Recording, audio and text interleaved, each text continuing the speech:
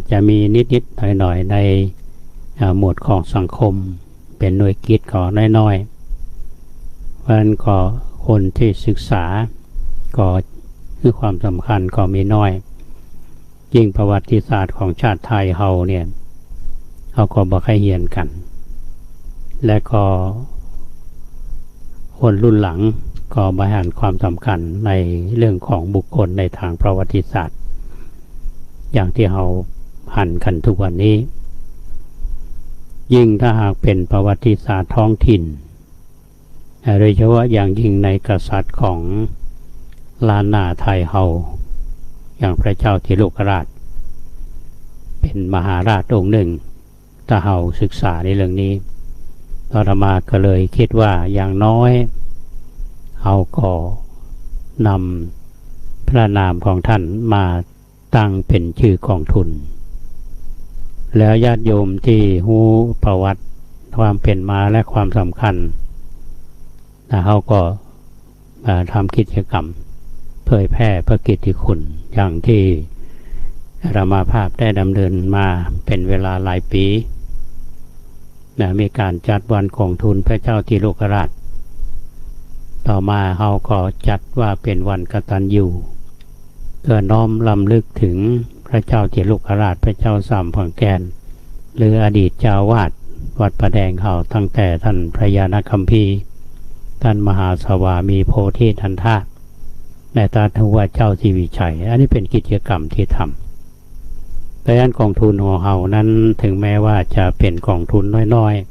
ๆแต่ว่าวัตถุประสงค์ของเขาก็คือเพื่อที่จะส่งเสริมการศึกษาพระภิกษุสามเณรให้เป็นคนที่มีคุณภาพในทางด้านการศึกษาและท่านเหล่านั้นเป็นผู้ด้อยโอกาสทางการศึกษาเขามีวิธีการที่จะส่งเสริมกันลักษณะนี้และที่สำคัญนั่นก็คือเรามองถึงเรื่องการเผยแผ่ธรรมดังนั้นกองทุนอาตมาภาพก็จึงบอกว่าเป็นวัตถุประสงค์ข้อหนึ่งในการเผยแผ่ธรรมทั้งที่ท่านทั้งหลายได้รับฟังกันอันนี้ก็เท้าความเพียกไก่หลายท่านก็คงทราบดีอยู่แล้วรายการล่มโพของเรานั้นเมื่อก่อนเราจัดในรายการวิทยุหลักหลังๆนี่เราก็จัดในรายการวิทยุชุมชนหรือวิทยุคลื่น 92.25 ของเราเนี่ยเป็นวิทยุสาธารณะจังหวัดเชียงใหม่คลื่นพัฒนาคุณภาพชีวิตเป็นวิทยุที่จัดตั้งขึ้นโดยวัดประแดงมหาวิหารแล้วขออนุญาตจากกทชกสทชเป็นปีๆไปตอนนี้ก็ได้รับอนุญาตเป็นที่เรียบร้อยออกอากาศก็เรียกว่าเป็นไปตามตัวบทกฎหมายมีญาติโยมท่านหลายท่านที่ถามอาตมาภาพว่าการบริหารการจัดการสถานีเป็นจะได้เอางบประมาณมาจากไหนก็เคยผ่านรายการทางวิทยุไปว่าที่ดำเนินรายการทุกวันนี้ก็โดยก็เรียกว่าเป็นเงินของพี่น้องประชาชนที่มาทำบุญวัดประแดงมาทอดกฐินทอดผ้าป่าเขาก็เจียดเงินเหล่านั้นมาเป็นค่าใช้จ่ายในเรื่องของการขออนุญาตการดำเนินการซึ่งผู้ดำเนินการก็ดีทีมงานก็ดีทำเป็นด้วยจิตอาสาบ่มีค่าตอบแทนเขากันอยู่เสมอว่าเขาหวังอย่างเดียวก็คือบุญกุศลซึ่งเป็นหน้าที่ของพระในทางพระพุทธศาสนาเป็นหน้าที่ของเฮาชาวพุทธโดยเฉพาะชาวพุทธในยุคปัจจุบันเนี่ยเฮาจะต้องให้ความสำคัญเกี่ยวกับเรื่องนี้อาตมามองอยู่หลายๆเรื่องของพระเฮาแต่เรื่องในอดีตที่เขากันมันเป็นภาพที่ไกลปัจจุบันนี้ก็มีภาพที่ผ่านทางสื่อต่างๆมีทั้งบวกมีทั้งลบแต่คนเขาก็มีวิธีคิดที่แตกต่างกันไปบางคนก็คิดดีบางคนก็มีเหตุมีผลบางคนฟังข่าวแล้วก็เชื่อเลยบ่วิเคราะห์บ่แยกประเด็นก็เรียกว่าเชื่ออยากแบ่งลืมหูลืมตา เพราะฉะนั้นทางศาสนาเฮาเนี่ยพระพุทธเจ้าท่านสอนว่าคนเฮาจะฟังข่าวเนี่ยก็ต้องวิเคราะห์พิจารณาแยกประเด็นและท่านถึงบอกว่าสุดสูสังละทัพเตปัญญังฟังด้วยดีย่อมได้ปัญญาฟังบดีก็ย่อมได้ปัญหาเพราะฉะนั้นฟังแล้วต้องวิเคราะห์ประเด็นให้ชัดเจนมีเหตุมีผลการฟังธรรมก็เหมือนกันการฟังเทศก็เหมือนกันการท่านผู้ฟังอาตมาก็เหมือนกันก็พิจารณาด้วยหลักด้วยเหตุด้วยผลบางทีเขานำมาบอกเขานำมาเล่าคือท่านทั้งหลายท่านก็ใช้ปัญญาพิจารณาคนเฮาเนี่ยท่านผู้ฟังอยู่กันตึงวันเนี่ยเนาะแล้วเราต้องอยู่กันด้วยความหันอกหันใจยิ่งในสถานการณ์ปัจจุบันเนี่ยที่เราว่าปัญหามีมากมายนะถ้าเราจะมองกันในเรื่องของหลักของศาสนาพระพุทธเจ้าท่านได้ตรัสมาเมินละพระพุทธเจ้ามามองปัญหานั่นคือตัวทุกข์ตั้งแต่เกิดเรื่องการเป็นอยู่พระพุทธเจ้าถึงถ้าพระองค์ท่านจะบวชอาจจะเป็นอยู่ในชั้นของมหากษัตริย์ท่านออกบวชออกมหาวิทยาคมแสวงหาธรรมตรัสรู้ธรรมเพื่อที่จะนำสัตว์พ้นจากสังสารวัฏได้ตรัสรู้อนุตตรสัมมาสัมโพธิญาณก็คือปากันไปดับทุกข์เพราะฉะนั้นถ้าเอาเห็นเรื่องนี้อย่างประวัติของพระเถระบางรูปบางองค์ท่านก็มีครอบครัวมาละในครอบครัวมีเข้ามาบวชแล้วได้บรรลุธรรมได้เป็นพระอรหันต์เป็นองค์สำคัญซึ่งอาตมาภาพเคยมาเล่าให้ท่านทั้งหลายได้ฟังในคลื่นนี้ตลอดเหมือนกันแต่ก็เมื่อละหลังๆนี่ไม่ได้นำมาเล่าท่านผู้ฟังจะเห็นได้ว่าปัจจุบันนี้การทำบุญบางคนนี่พอคำว่าบุญนี่ กลัวบุญกลัวใบดีกากลัวซองผ้าป่ากลัวซองกฐินกลัวบุญนะแต่ว่าเราบอกกลัวบาปหลายท่านอาจจะบอกว่าทำบุญเนี่ยมันจะต้องใจเงินไหมหรือว่าจะต้องมีเบี้ยมีเงินถึงไปทำบุญในหลักของทางศาสนาเราท่านผู้ฟังยิ้มคือกันนี่ขอทำบุญหรอช่วยคนข้ามถนนก็ทำบุญหรอนี่เขาจะได้ยินทุกเจ้าจะว่าตลอดเนี่ยอย่างเวลาเราทำบุญที่วัดเนี่ยพี่น้องก็เคยว่ากันบางทีเขาก็ว่ากันเขาก็บอกเข้าใจอย่างบทแผ่เมตตาที่เขาก่อนจะแผ่เมตตาเขาว่าอีตังตานะกัมมังนิปานะปัจจโยโหตุโนนิจังอีตังศีละกัมมังนิปานะปัจจโยโหตุโนนิจังอีตังภาวัน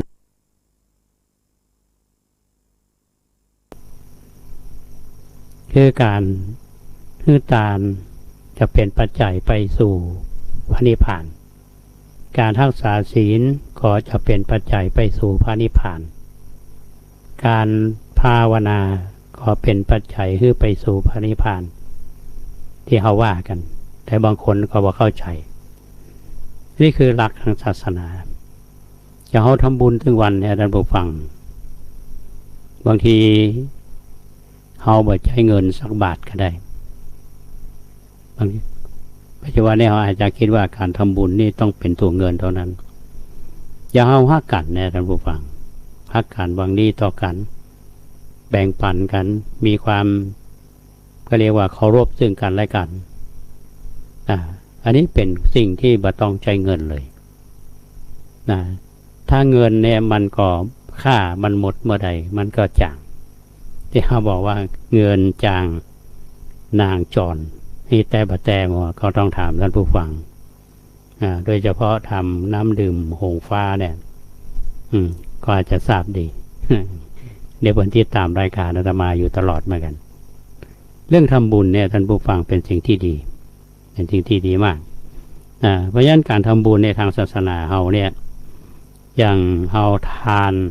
ฮือตานถึงว่าแนวฮือตานอย่างวันพุธเนี่ยจะเป็นวันพระ ญาติโยมก็มาวัดไม้ใดมาใส่บาตรใส่ขันไปไหวใส่ขันนั้นพระแก้วตั้ง3ก่อนใส่ขันศีลใส่ขันน้ำตาลแล้วใส่บาตรทุกที่เจ้าเราก็ไปถวายตู้เจ้าเขาเชื่อว่าสิ่งเหล่านี้เขาทำบุญคือตานพระสงฆ์องค์เจ้าเขาฉันไปแล้วเป็นเลือดเป็นเนื้อท่านก็มีโอกาสได้ศึกษาธรรมได้ปฏิบัติธรรมแล้วก็ได้ทำงานเพื่อพระศาสนาอย่างพระสงฆ์องค์เจ้าเขาที่ท่านได้บวชแล้วก็ได้ทำงานได้ปฏิบัติธรรมบางทีท่านก็ละสังขารไปเหลือแต่คุณงามความดีแต่ละสังขารไปเมินแล้วลูกศิษย์ลูกหาก็คืดเติงหาเปิดก็ทำบุญดูที่ส่วนกุศลไปให้อันนี้คือทำงานทานใจเข้าใจของใจเงินใจทองแต่ว่าการรักษาศีลเนี่ยท่านผู้ฟังไม่จำเป็นต้องใจเงินเลยการรักษาศีลคือ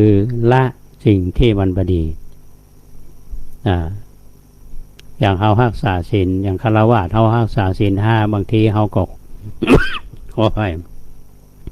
ครบพ้องบ่ครบพ้องก็แล้วแต่ถ้าเราฟังต่างที่เขาสรุปศีลตัวเจ้าเป็นสรุปศีลคือฟังเนี่ยถ้าเราฟังแล้วเนี่ยมันจะเป็นข้อสรุปว่าการรักษาศีลเนี่ยจะทำให้ได้โภคทรัพย์สีเลนะสุขติงยันติสีเลนะโภคสัมปทา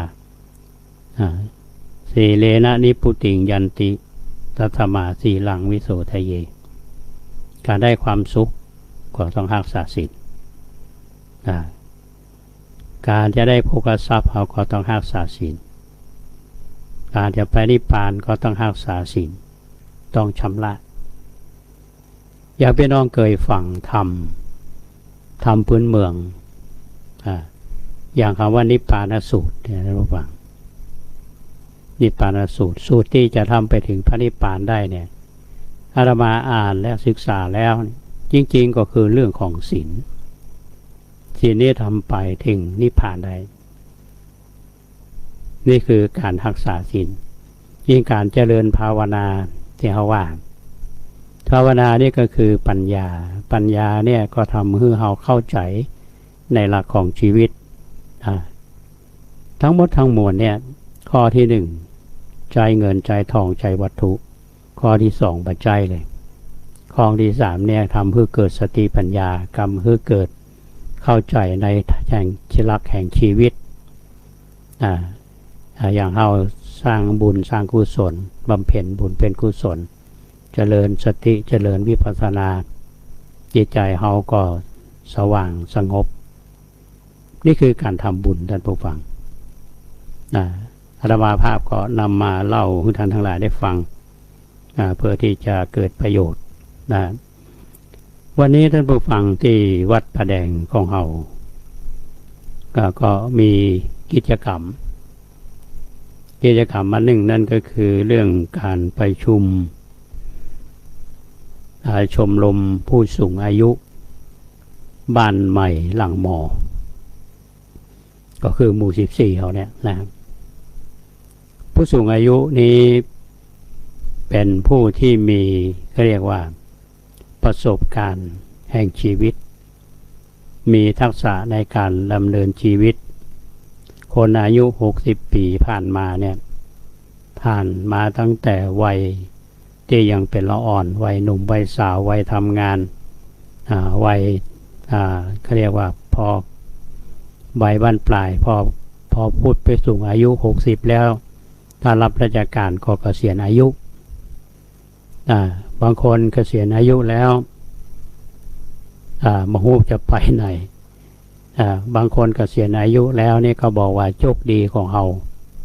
าจะได้มีเวลาเป็นของตัวเองตอนที่ทำงานมันมีงานเป็นเจ้าเป็นนายเขาจะไปไหนก็ยากแล้วก็บ่มีอิสระแล้วก็มีโอกาสยังโยมหลายท่านที่ได้รู้จักมรรคคุณกันเนี่ย เพิ่นบอกว่าชีวิตการทำงานนี้มันเป็นชีวิตที่บ่มีอิสระพอบั้นปลายชีวิตนี้ได้มีโอกาสได้ทำบุญมีโอกาสจะไปที่ไหนก็ได้ญาติโยมที่เกษียณอายุแล้วเนี่ยถ้ามาสังเกตที่รู้จักกันนะที่ทำงานราชการในหน่วยงานสำคัญใน Facebook เนี่ยเพิ่นจะโพสต์ไปก็ไปส่องตายายไปแอลหันแอลนี่รู้สึกมีความสุขมีบรรปลายแห่งชีวิตแต่ถ้าว่าคนเหล่านั้นมามีโอกาสลักษณะใครไปหันก่อเขามามีเบี้ยมีเงินเขาอย่างเงี้ยจะได้อย่างวันใหม่หลังมอเฮาชมรมผู้สูงอายุวันใหม่หลังมอและอาตมาก็เล่าให้ญาติโยมที่ประชุมด้วยกันและฟังว่าบ้านใหม่หลังมอเฮาตั้งชมรมผู้สูงอายุมาตั้งแต่ปี2546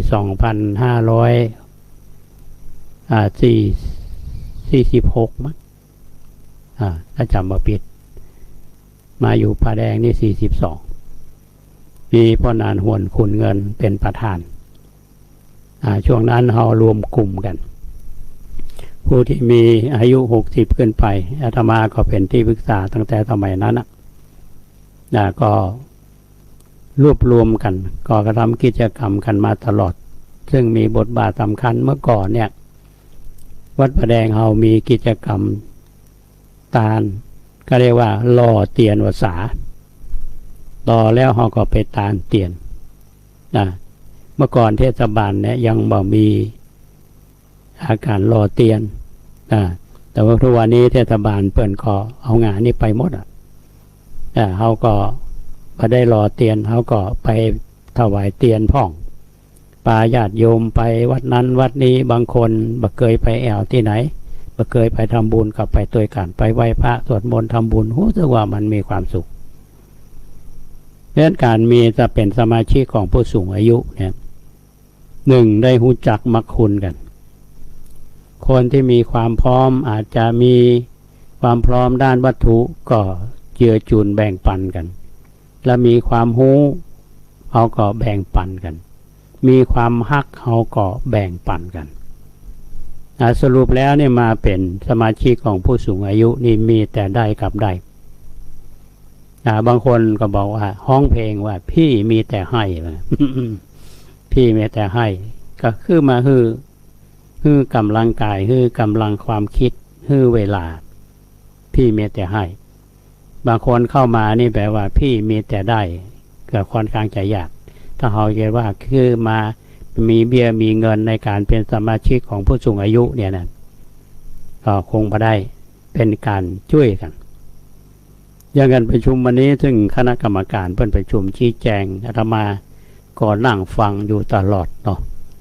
ฟังตลอดแล้วก็บางทีเขาก็เสริมบางทีเขาก็ได้ฟังแนวคิดได้ฟังปัญหาลึกๆแล้วรู้สึกมีความสุขใจท่านผู้ฟังได้หันพี่น้องมาประชุมกันเนี่ยร่วม30คนนะปีหนึ่งเขาปะกันเตื้อหนึ่งนี่ก็น้อยล้ำไปก็เลยบอกว่าถ้าเป็นไปได้ประชุมผู้สูงอายุนี่ประชุมสัก2เตื้อกะจะได้ปะกันภัยมีอย่างจะได้อู้จากันเขาตั้งขึ้นมานี่เป็นความช่วยเหลือกันท่านผู้ฟังก็คงจะเหมือนกันที่ชมรมผู้สูงอายุเฮาเนี่ยหนึ่งไปเยี่ยมก็คือไปเยี่ยมไข้นั่นแหละเมื่อก่อนนี่เคยเอากระเจ้าผลไม้ไปเอาอย่างไปประเดี๋ยวนี้บ่ได้เอาไปละเอาเงินไปเยี่ยมเตื้อหนึ่งก็เอาเงินไปหอมเป็น300 บาทถ้าภัยเสี่ยงชีวิตเนี่ยที่เป็นสมาชิกเนี่ยก็3,000 บาทการเข้ามาเป็นสมาชิกได้ที่เป็นตัวเงินแต่ต่อมาว่าสิ่งที่มันได้มากกว่านั้นก็คือความฮักความผูกพันความหันอกหันใจกันอย่างพี่น้องบางท่านเนี่ยมาเป็นผู้สูงอายุลูกก็บ่ดูแลหลานก็บ่ดูแลก็คณะกรรมการผู้สูงอายุเนี่ยเขาไปเยี่ยมอย่างบางท่านเนี่ยคณะกรรมการมาเล่าให้ฟังไปประสบอุบัติเหตุปรากฏว่า มีการบาดเจ็บแข้งหักขาหันแย่พอไปเยี่ยม ขออภัยพอหันหน้าคนไปเยี่ยมนิ้วให้น้ำตาหยาปีติกองหาลูกก็ได้กองหาหลานก็ได้นี่หันชัดเจนเลยท่านผู้ฟังหันชัดเจนว่าการที่เราไปเยี่ยมกันเนี่ยมันเป็นยาทิพยาจันทร์ไปเยี่ยมกันเนี่ยแค่เราไปยิ้มไปอู้เนี่ยบางคนนี่คือสิ่งที่เราได้เพราะฉะนั้นท่านที่เป็นสมาชิกของผู้สูงอายุเนี่ยได้สิทธิพิเศษหลายอย่างอาตมาได้มีส่วนทำงานสัมพัทธ์กับเรื่องของผู้สูงอายุเนี่ยโดยเฉพาะในส่วนของเทศบาลตำบลสุเทพเขาเนี่ยมีโรงเรียนผู้สูงอายุทางเทศบาลเปิ้นก็เปิดโรงเรียนผู้สูงอายุหมู่เฮาก็เข้าไปอบรมรุ่น1รุ่น2รุ่น3รุ่น4พอเป็นสมาชิกมาแล้วเป็นเนี่ยก็รู้จักมักคุ้นกันมีกลุ่มไลน์โทรหากันตรงตั้งมีอย่างก็ส่งข่าวกันรู้สึกมันม่วนหัวใจเวลาบางท่านสมาชิกเนี่ยถึงแม้ว่าบางท่านจะมีเบี้ยมีเงินขนาดไหนเป็นเจ้าของธุรกิจมากมายเป็นโรคมะเร็งเนี่ยนะคนก็ไปในฐานะที่เป็นสมาชิกเพราะฉะนั้นคนที่รวยมันก็ตายเนี่ยคนที่ทุกข์มันก็ตายแต่ว่าเวลาตายแล้วคนทุกข์ก็ไปเยี่ยมกันคนมีเงินก็ไปเยี่ยมกันไปหันหน้าค่าตากันโอ้มันดีใจท่านผู้ฟังเนี่ยสิ่งที่อาตมาภาพหันอย่างการไปอบรมผู้สูงอายุโรงเรียนผู้สูงอายุก็เช่นเดียวกันบางท่านเนี่ยบ่เคยไปเนาะใหม่ๆเนี่ยโอ้เหมือนจักแมวออกศาสตร์พอเมินไปโอ้รอรถเทศบาลมารับตื่นเช้านะไปแล้วมันมีความสุขมันได้ผ่อนคลายบางทีเขายอมให้ผู้สูงอายุอยู่บ้านนี่บดีก็เครียดเนาะโอ้ลูกหลานก็ไปเนี้ยการเนี้ยอยู่คนเดียวง่อมอีแม่ง่อมแทเนอพอได้ไปเป็นนักเรียนผู้สูงอายุนี่มีกิจกรรมมันอย่างมาม่วนแต่หมดว่าเหมือนอายุละอ่อนอายุ16เนี่ยว่าและที่สัมผัสมาพระอาจารย์ที่อาตมาเล่าท่านทั้งหลายได้ฟังเนี่ยมันบ่เกินจริงอาตมาก็ติดตามอยู่เรื่องของผู้สูงอายุพระอาจารย์บรรปลายชีวิตเฮาเนี่ย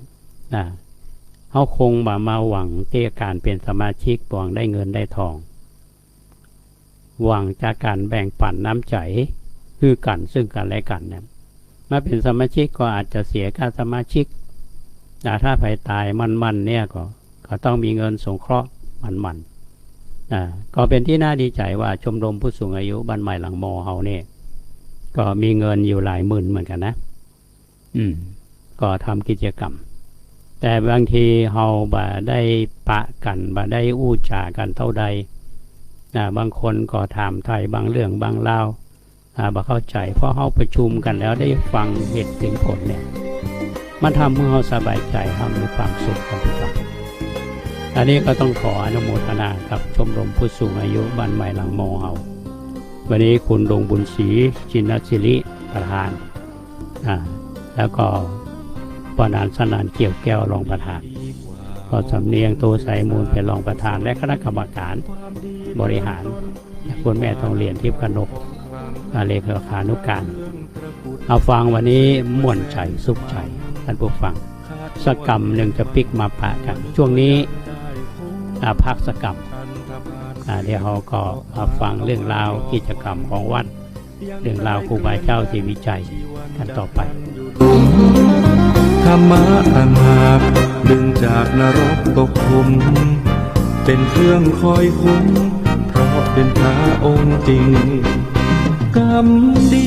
ดีกว่าวัตถุมงคลทำดีในตนผู้คนไหนอยากจะยิงเป็นโจรไร้ธรรมก่อกรรมจิตใจผีสิงไม่โดนปืนยิงก็ยิ่งเหมือนตายเกินตายกรรมดีดีกว่านำพาเนื้อกรรมหลุดพ้นมันดูแลตนให้ตนเกิดผลผ่องใส มื่อบริสุทธิ์ของผุดทั้งกายและใจจะจำเป็นไหมต้องใช้วัตถุมงคล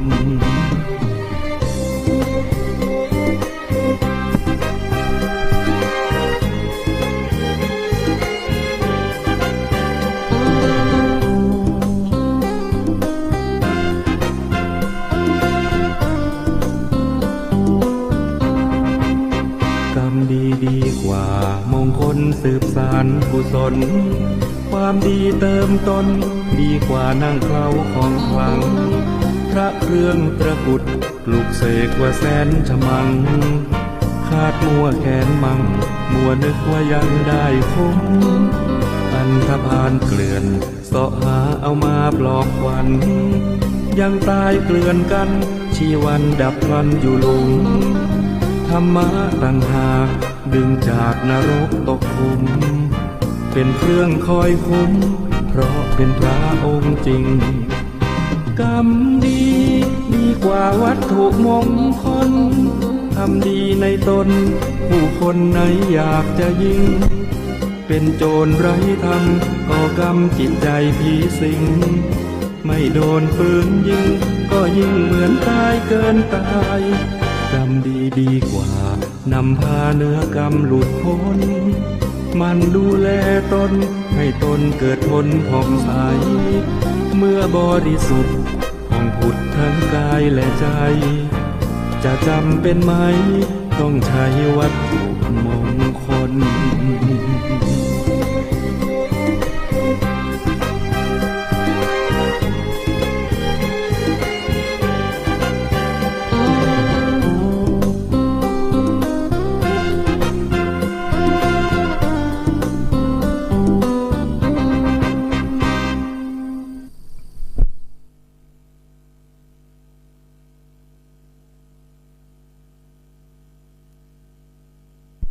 ท่านผู้ฟังกำลังฟังรายการร่มโพในช่วงที่2ของรายการอยู่กับอาตมาภาพพระครูโคสิทธิ์ปริยัตยาภรณ์วันนี้ก็เป็นแถมวันหนึ่งที่มาพบกันในช่วงแรกของรายการช่วงที่จะเข้าสู่ช่วงที่2รายการได้อุจาให้ท่านผู้ฟังได้รับฟังเกี่ยวกับเรื่องกิจกรรมของชมรมผู้สูงอายุบ้านใหม่หลังมอซึ่งขณะนี้สมาชิกของชมรมผู้สูงอายุกำลังติดตามรายการร่มโพเฮาอยู่เพราะว่าจะเป็นแม่เลี้ยงแสงจันทร์เกี่ยวแก้วมีภักวันชัยวิโรจน์กิจแล้วก็ยังมีพี่น้องสันปะตองแจมมาตัวคนนิโรบลปันตวาปันตถาอันนี้เป็นคู่ชีวิตของคุณสำราญปันตถาที่เอาจากกันช่างกบที่มาเนรมิตผลงานคือกวัดประแดงเฮาเกิดตึงหายไปเกือบปีมั้งตั้งแต่มาทำบูรณะวิหารช่วงนี้ก็มาเสกสรรปั้นแต่งงานศิลปะล้านนาเฮา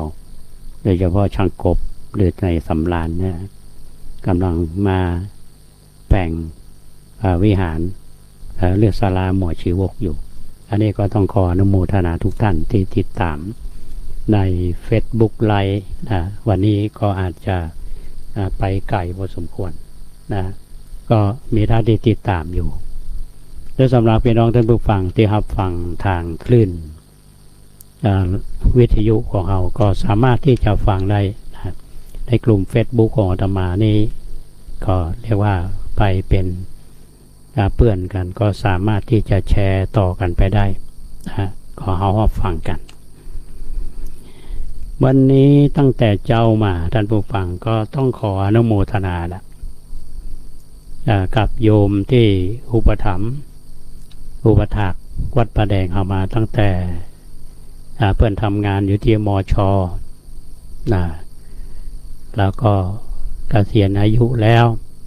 ก็ยังมาทำบุญมาถึงปีมาถึงน้องมาถึงหลานคู่ชีวิตของเพิ่นก็ละสังขารไปละก็คุณแม่นัทที่อนันต์ซึ่งพี่น้องประแดงเฮาหลายท่านรู้จักมักคุ้นกันเป็นอย่างดีเป็นคนใจบุญสุนทานวันนี้มากับแม่พันธุ์ทองคำนี่เพิ่นเป็นพี่เป็นน้องกันแม่พันธุ์นี่อยู่กรุงเทพตอนนี้ขึ้นมาจะมาเชียงใหม่แม่จันยาสุวัฒนาแม่นัทที่จะมาพร้อมๆกันครับคุณแม่อภัยสุวัฒนาเป็นพี่เป็นน้องกันกลุ่มนี้นี่ฮักกันโดยเฉพาะพี่น้องรอยเต่าอาตมารู้จักเปิ่นมาหลายปีเสมอต้นเสมอปลายใจบุญสุนทานมาทำบุญก็อุทิศส่วนกุศลให้กับพ่อกับแม่กับญาติพี่น้องที่ล่วงลับไปโดยเฉพาะคุณแม่นัทที่ยานันท์อุทิศบุญกุศลให้พ่อสมบูรณ์คู่ชีวิตและก็ลูกสาวนางสาวสาลินาทิยานันท์ที่ได้ล่วงลับไปเช่นเดียวกันอันนี้ก็ต้องขออนุโมทนาก่อนจะปิกก็ยังหอมสร้างศาลาหมอชีวกตัวอันนี้ก็ต้องขออนุโมทนาในช่วงที่มีการประชุมมาผู้สูงอายุอยู่เนาะวันนี้ก็อาตมายังก็กล่าวกับที่ประชุมว่าชื่นอกชื่นใจแล้วก็หลายๆเรื่องที่อาตมาได้อู้สู่ท่านทั้งหลายได้ฟังกันนั่นก็คือเป็นความจริงใจตั้งแต่มาอยู่วัดประแดง22 ปีเนี่ยก็อยู่กับพี่กับน้องทุกท่านก็อุปถัมภ์วัดวาอุปถัมภ์พระเนนแต่ละรุ่นอาตมาภาพก็อยู่ประแดงมาเนี่ย22 ปีละพี่น้องก็อยู่กับอาตมา22 ปีละก็ถือว่าอยู่คู่กันก็เรียกว่าถ้าเพื่อนแต่งงานเป็นไงว่าอยู่กันอย่างไม้เท้ายอดทองกำพองยอดเพชรอย่างพันนั้นแต่เขาอยู่ทุกวันนี้ท่านผู้ฟังอยู่กันมาตั้งแต่ต้นโดยเฉพาะมาอยู่วัดประแดงเนี่ยนะครับนึกไปเมื่อวันที่27 พฤษภาคม 2542เนี่ยมาวัดประแดงเขาเนี่ยจอยวอยท่านผู้ฟังจนมีทุเจ้าหลายตนเจ้าท่านเจ้าคุณเมืองฝางเป็นแซวอาตมาบอกว่าหันหน้าก็บอกว่าจอยวอยว่านารามมันง่อมสุดขีดเนาะยิ่งกว่าแม่ง่อมกว่านั้นอยู่จอยวอยว่านารามวัดประแดงเขามาอยู่อันนี้ถ้าหากมาได้พี่น้องศรัทธาเขาช่วยกันโดยเฉพาะพี่น้องหมู่14เขาเนี่ยนะที่เกาะกลุ่มลุมลากันขึ้นวัดคันบามาใส่บาตรญาติปกบรรดาพระสงฆ์องค์เจ้าดูแลกันถ้าเอาบาตรสามัคคีกันมาช่วยกันโดยเฉพาะคณะกรรมการวัดซึ่งมีความเสียสละแล้วพอเอาช่วยกันนี่พี่น้องที่อยู่บ้านอื่นเนาะเพื่อนก็มาหูมาหันการทำงานหันความมีน้ำใจของหมู่เฮาเพื่อนก็มาเขาเรียกว่ามาเป็นเนื้อนาบุญกันก็ได้มีส่วนในการสร้างบุญสร้างกุศลเสริมบารมีซึ่งกันและการแบ่งปันกันอันนี้เป็นสิ่งที่มันเกิดขึ้นในสังคมเพราะว่าอย่างปัจจุบันนี้เขาก็บอกว่าคนเรามีน้ำใจคนมีความเห็นแก่ตัวนักขึ้นคนแรงน้ำใจอย่างเงี้ยนะมันก็เป็นสิ่งที่เปลี่ยนแปลงในสังคมแต่ว่าเราในฐานะที่เราเป็นชาวพุทธนี่เราก็ต้องนึกถึงหลักคำสอนของพระพุทธเจ้าเอามาปฏิบัติแล้วมันจะเกิดผลที่เราอยู่ในฐานะที่เป็นชาวพุทธนี่เอาอุปถัมภ์มาพระศาสนาก็เป็นหน้าที่ของเราทุกท่านที่จะมาอู้เรื่องนี้นี่เพราะว่าพุทธศาสนาเนี่ยที่เราบางทีเขาก็เรียกร้องกัน บางคนก็มีการเรียกร้องให้บรรจุคำพุทธศาสนานี้อยู่ในรัฐธรรมนูญบางคนก็บอกว่ามันต้องไปก็ได้เพราะมันอยู่ในวิถีชีวิตของเราละนะแต่ว่าก็ยังมีภัยที่สำคัญสำหรับศาสนาพุทธเขาคือภัยภายในเนี่ยภัยภายในอย่างทุเจ้าพระเนรเราเนาะแล้วก็ศรัทธาเขานี่แหละชาวพุทธเนี่ยที่เขาบ่ศึกษาเขาบ่ปฏิบัติคำสอนเขามาหันความสำคัญเอาละวัดละวาเนี่ยมันคือทำลายคนอื่นมาทำลายเอาหรอกศาสนาอื่นเนี่ยมันยังไกลอยู่อันนี้สำคัญนะเพราะยังมีกลุ่มคนของเขาเนี่ยท่านผู้ฟังที่ยังศรัทธาในศาสนาหรือบางทีคนอาจจะติดอยู่ในเรื่องของตัวบุคคลแต่อย่างที่อาตมานำเรื่องครูบามาเล่าเนี่ยจะเป็นเรื่องอดีตอย่างไรมันสะท้อนในอย่างหลายอย่างแต่ในหน้าของสื่อตอนนี้วัน2 วันหรือระยะเนี่ยได้มีหลวงตาบุญชื่นหลวงตาบุญชื่นนี่ขึ้นมาเชียงรายหรออาตมาดูเปิ้นไลฟ์สดของเพจหนึ่งทุกวันนี้มีกระบวนการมีรถติดตามเนาะมีคนมารอเป็นชั่วโมงเพื่อที่จะได้ทำบุญกับหลวงตา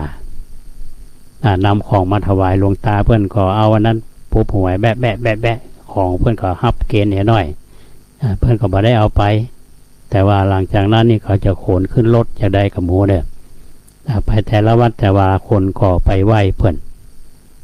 เตียวถินอันนี้คือเป็นการสร้างบารมีเหมือนกันแล้วก็อาศัยสื่อก็อาศัยหลวงตาบุญชื่นเหมือนกรณีอย่างกรณีหนึ่งที่เป็นข่าวเนี่ยโมโหว่าสื่อทำฮือดังหรือสื่อทำฮือดับแต่ในกรณีของหลวงตาบุญชื่นเนี่ยธรรมาบ้านในส่วนตัวของเปิ้นในเปิ้นมาเอาอย่างเงินเปิ้นก็บ่เอาถินเปิ้นก็เจ็บบางคนอาจจะซื้อเกือกให้ท่านก็บ่เอาอันนี้ก็วันเวลาเป็นเครื่องพิสูจน์และเราเกิดศรัทธาในคนเราที่คนทำความดีเนี่ยต้องอโมทนาอาตมาก็ติดตามข่าวอยู่พี่น้องเชียงรายเราก็มีโอกาสได้ฟังธรรมะจากท่านไปวัดวาอารามต่างๆก็ได้สนทนาธรรมกับพระสงฆ์องค์เจ้าอันนี้เป็นอิทธิพลของสื่อที่มีอยู่ในปัจจุบันนี้สมัยก่อนเนี่ยอาจจะบ่มีสื่อประกอบติดตามก็อาจจะได้เรตติ้งอาจจะได้อย่างขึ้นมาอันนี้ก็เป็นเพียงแถมที่เรื่องหนึ่งแต่อาตมาก็ยังชื่นชมนะครับญาติโยมว่าเราก็ทำบุญกันบูชาคุณที่ทำคุณงามความดีเป็นพระที่ปฏิบัติดีปฏิบัติชอบมีศีลบริสุทธิ์เหมือนกับพระอานนท์เพื่อเคยถามพระพุทธเจ้าท่านผู้ฟังถามพระพุทธเจ้าว่า อย่างที่มีกลิ่นหอมในทั้งทวนลมและตามลมแล้วผู้ฟังลองคิดดูเมื่อคืนนี้เนาะเอาสมมติว่าเอานอนเมื่อคืนนี้มันมีลมพัดมามีกลิ่นดอกไม้หอมเนี่ยนะเราได้กลิ่นหอมในขณะเดียวกันเนี่ยก็ยังมีกลิ่นเหม็นลมกับพัดมาเขาก็ได้กลิ่นเหม็นพระอานนท์ไปถามพระพุทธเจ้าในเรื่องของปัญหาพระอานนท์ว่าคันธชาติใดที่มีทั้งทวนลมและตามลมพระพุทธเจ้าท่านบอกพระอานนท์ว่าศีลกลิ่นศีลเนี่ยศีลคันโธหรือสุขันธศีลเนี่ยที่เป็นชื่อของหลวงพ่อวัดอุโมงค์เนี่ยพระครูสุขันธศีลผู้มีคุณคือศีลเนี่ยมีกลิ่นหอมศีลคันโธคือกลิ่นศีลกลิ่นศีลคือกลิ่นของคุณงามความดีของพระเจ้าประสงค์เอาอย่าหลวงตาบุญชื่นนี่ก็กลิ่นหอมกลิ่นหอมคือกลิ่นศีลเพราะฉะนั้นสิ่งที่ทวนลมตามลมได้ก็คือกลิ่นศีลเนี่ยหลวงตาบุญชื่นเนี่ยไปเชียงรายเราเชียงรายก็ไปเดินไปที่อื่นอันนี้คนก็หูจากสื่ออันนี้คือกลิ่นศีลกลิ่นหอมของศีลของหลวงตาบุญชื่นก็เหมือนครูบาเจ้าศรีวิจัยเฮาท่านผู้ฟังครูบาเจ้าศรีวิจัยเฮาในมรณภาพไป ตั้งแต่เดือนวันที่21มีนาเนาะกุมภาไม่ใช่มีนาเมื่อวันรายการครั้งที่แล้วอาตมามาเนี่ยวันมรณภาพของครูบาเปิ้นมรณภาพไปเมื่อละเขาก็ยังถึงท่านครูบาอยู่เพราะศีลคันโทนี่แหละคือกินคือศีลเนี่ยแหละมันก็ไปทั้งตามลมและทวนลมเปิ้นมรณภาพไปครูบาเจ้าขาวปีมรณภาพไปเหลือแต่ร่างครูบาวงมรณภาพไปก็เหลือแต่ร่างครูบาพันมรณภาพไปก็เหลือแต่ร่างแต่คุณงามความดีกลิ่นศีลของท่านยังอยู่คนที่เคารพนับถือก็ยังปฏิบัติท่านอยู่นำหลักคำสอนที่ท่านได้ศึกษาเรียนรู้จากน้ำพรำคำสอนของพระพุทธเจ้ามาสั่งสอนต่อท่านพระเจ้าอย่างได้ว่าพระที่สั่งสอนคำสอนในพระศาสนาลูกศิษย์ปฏิบัติตามท่านจะละสังขารไปคนก็ยังปฏิบัติตามอยู่อย่างแห่งรูปก็คือหลวงปู่ทองเนี่ยลูกศิษย์ลูกหาก็ยังปฏิบัติแนวกรรมฐานอยู่เพราะฉะนั้นเหล่านี้ท่านผู้ฟังก็คือกลิ่นศีลศีลคันโทอนุตตโรกลิ่นศีลเนี่ยเป็นกลิ่นหอมทั้งทวนลมและตามลมไม่ใช่ว่าเฉพาะตุเจ้านะคฤหัสถ์ก็เหมือนกันถ้ามีกลิ่นศีลเนี่ยคือคุณงามความดีไปทั้งทวนลมและตามลมคนที่กินหมอหอมกินเหม็นมันก็พัดมาเหมือนกันก็ตามลมมาลมพัดไปทางใดก็ไปทางนั้นอันนี้เป็นเรื่องที่กำลังเกิดขึ้นในสังคมเราอย่างท่านครูบาเจ้าศรีวิชัยเนี่ยอาตมาภาพเล่าท่านทั้งหลายได้ฟังกันอย่างเปิ่นเอากระดูกไปไว้ที่ไหนเนี่ยอย่างเอาไปวัดบางวัดที่เอาไปแต่ละวัดเนี่ยมันจะมีกู่ของครูบาเจ้าศรีวิชัยเนี่ยแล้วก็จะมีบดีก็เอาไปไว้เอากระดูกของท่านไปไว้ในตัวรูปสารูปของเปิดวันก่อนเนี่ยอาตมาภาพมีโอกาสไปไหว้พระธาตุจอแฮวัดพระธาตุจอแฮนี่อยู่ที่จังหวัดแพร่นอกท่านผู้ฟังวัดพระธาตุจอแฮเนี่ยเป็นวัดสำคัญทางประวัติศาสตร์เช่นเดียวกันเป็นพระอารามหลวงซึ่งในช่วงที่มีการแบ่งอาทิครูบาเนี่ย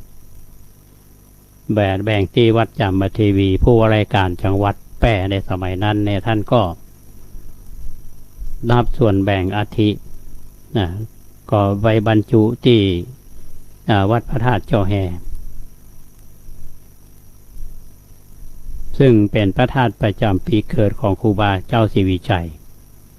ท่านผู้ฟังก็คงจะรู้ว่าปีเกิดครูบาเนี่ยคือปีขานปีเสือปีเสือที่พี่น้องยองว่าก็ถือว่าเป็นวัดที่อยู่ในเขตตะวันออกของดงดินแดนล้านนาที่ครูบาเจ้าศรีวิชัยเนี่ยไปบูรณะปฏิสังขรณ์อาทิของครูบาเจ้าศรีวิชัยเนี่ยท่านผู้ฟังในกู่สถูป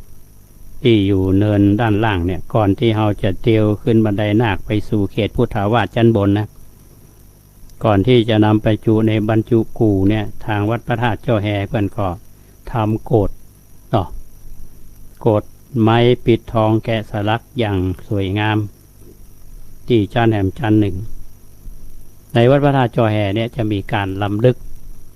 ถึงครูบาเจ้าศรีวิชัยเพื่อนกำหนดเอาวันประเพณีส่งน้ำพระธาตุเจ้าแฮเพื่อนก็จัดตั้งแต่ขึ้นเข้าค่ำไปจนถึงขึ้น14ค่ำเดือน6เหนือก็เชิญพระอบอัฐิของครูบาเจ้าศรีวิชัยเนี่ยออกมาตั้งพร้อมกับสารูปบรรจุอัฐิเกศา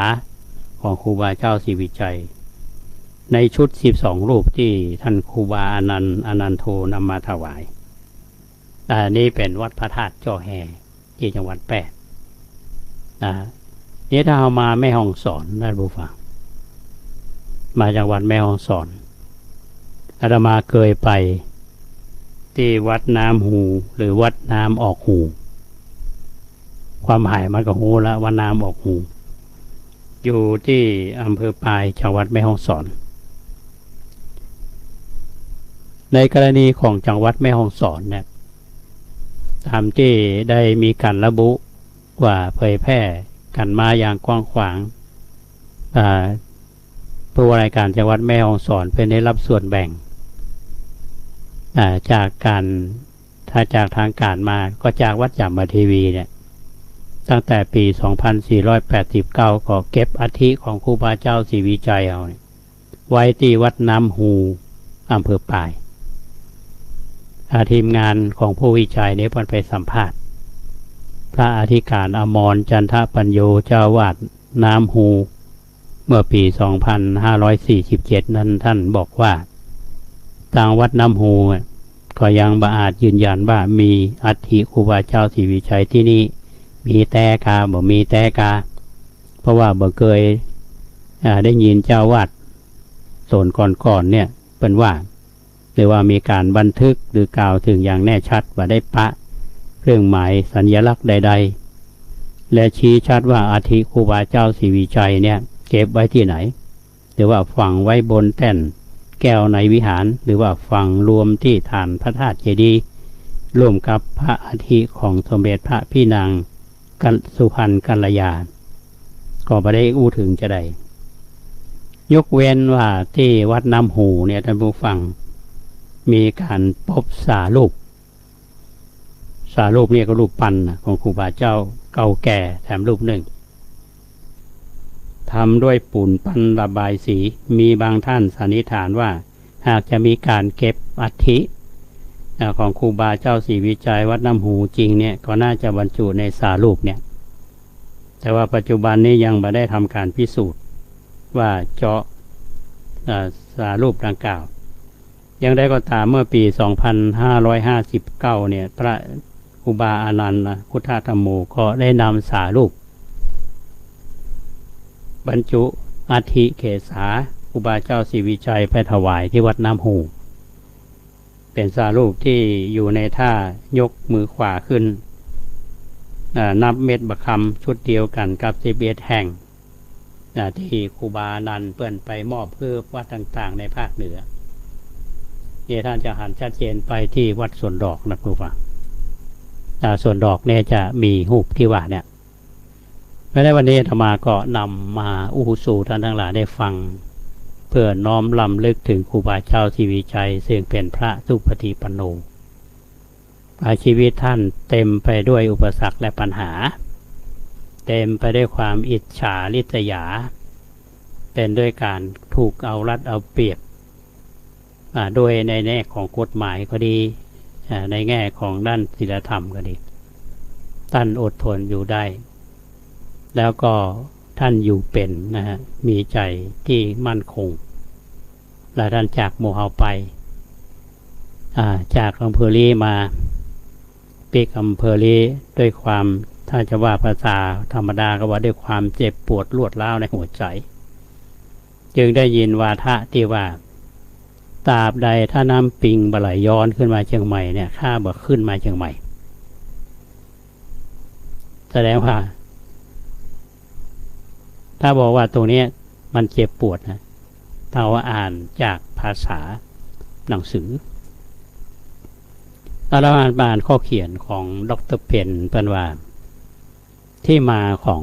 คำว่าถ้าหากว่าน้ำปิงบ่ไหลย้อนขึ้นมาเชียงใหม่นี่จะไปปิงมาเชียงใหม่เนี่ยโดยเหตุที่ว่าเปิ้นได้ปรึกษาผู้ใหญ่หลายท่านของเชียงใหม่ในสมัยนั้นบ่เอ่ยชื่อเพิ่นก็ได้อาจจะบ่ฮู้จะเป็กทุเจ้าปีหรือพระอภิชัยขาวปีเนี่ยโดยไปนิมนต์ท่านครูบาผู้ที่มาจากวัดป่าหกอำเภอลีมาเป็นพระอุปัชฌาย์เพราะครูบาท่านบ่สามารถจะเป็นพระอุปัชฌายะได้เพราะถูกคณะสงฆ์ห้ามครูบาผู้ที่มาก็มาบวชครูบาขาวนัดกับผู้ใหญ่ หลายท่านบอกว่าจะเป็นหลวงประกาศ4ประกาศหลวงอนุสารปรากฏว่า2ท่านบ่มาก็อาจจะมีคำสั่งจากหน่วยเหนือมาอย่างหลวง4ประกาศในฐานะที่เป็นผู้แทนราษฎรซึ่งอยู่ในช่วงของรัฐบาลของคณะราษฎรปกครองหลวง4ประกาศเป็นผู้แทนสมัยนั้นก็บอกมาครูบาอันนี้เป็นเรื่องที่อาตมาอ่านมาจากข้อมูลที่ดร.เพนเพิ่นว่าไว้แต่ว่ามัน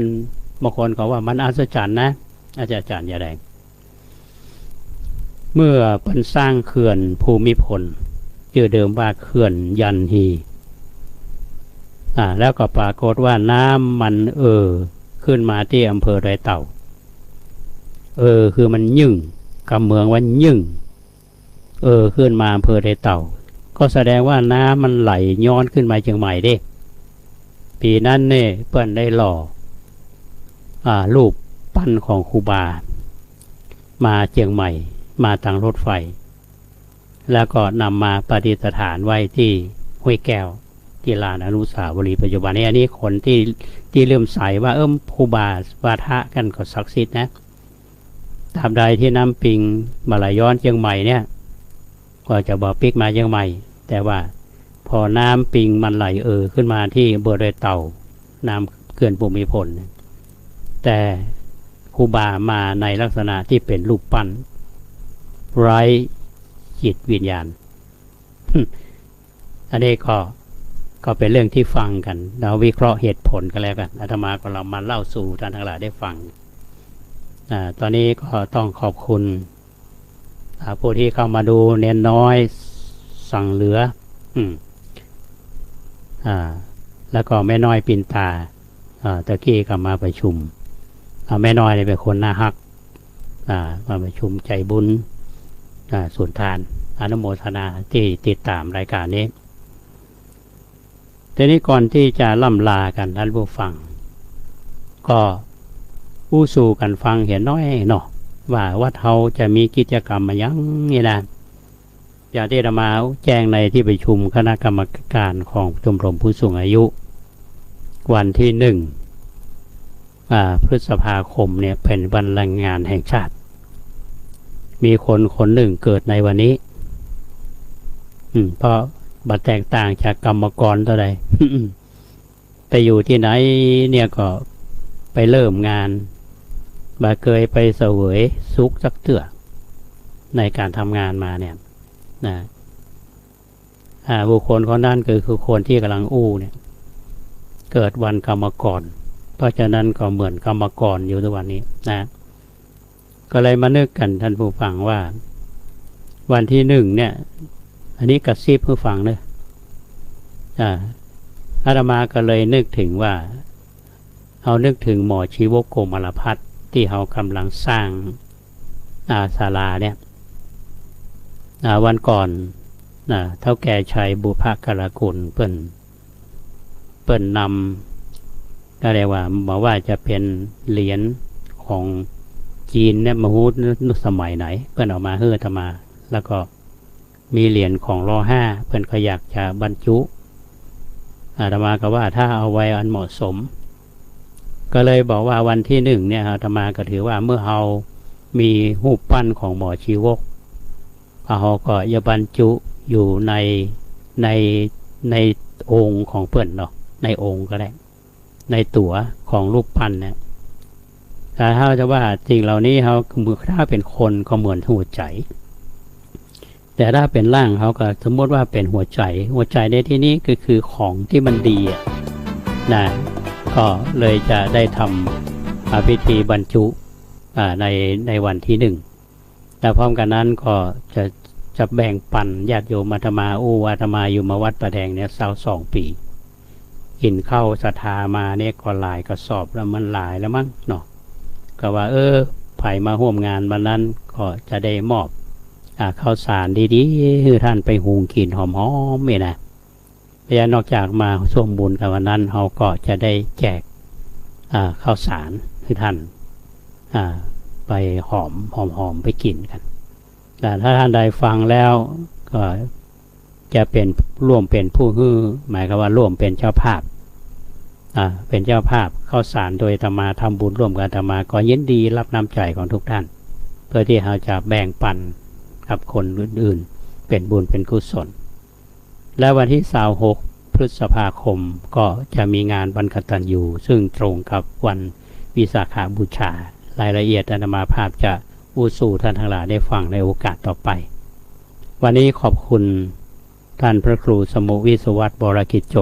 ท่านผู้อำนวยการสถานีวิทยุสาธารณะจังหวัดเชียงใหม่ขออภัยวิทยุวัดฝ่ายหินอันนี้วัดฝ่ายหินเฮาลิงสัญญาณและคุณเกษตรเพชรสำลิดบกก้าวหน้าหนิวดูแลเรื่องของด้านเทคนิคและญาติโยมท่านผู้ฟังทุกท่านที่ติดตามรับฟังรายการทางFacebook ไลฟ์ก็ดีทางคลื่นของวิทยุเฮาก็ดีวันนี้เฮาได้รับข่าวสารสิ่งที่ดีๆจากรายการลมโพพอเวลาหมดแล้วท่านผู้ฟังเอาไว้ปากันใหม่ในวันพรุ่งนี้ท่านใดที่จะมียังก็โทรศัพท์หาได้เด้อจะให้จะหอมจะห่วมทำบุญห่วมบุญกับอาตมาก็ได้โทรศัพท์มาที่หมายเลข0818815690 ขอความสุขสวัสดีจงบังเกิดมีแก่ท่านผู้ฟังทุกท่านขอเจริญพร